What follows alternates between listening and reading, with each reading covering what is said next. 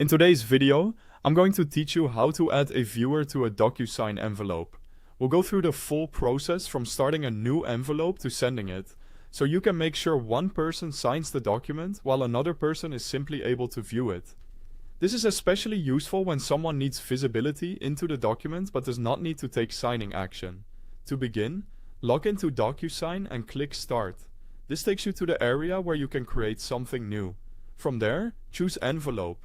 An envelope in DocuSign is the container that holds your document, recipients, and signing workflow, so this is the option you want for sending out a file for review and signature.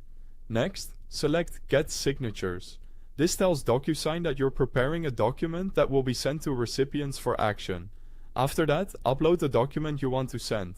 Make sure you choose the correct file before moving on, since this is the version both the signer and the viewer will receive access to. Once your document is uploaded, add the signer by entering the signer's name and email address.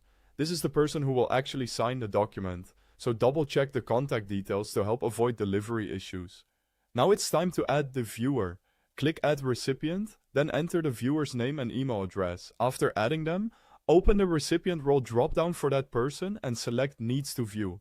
This step is important because it defines their role correctly.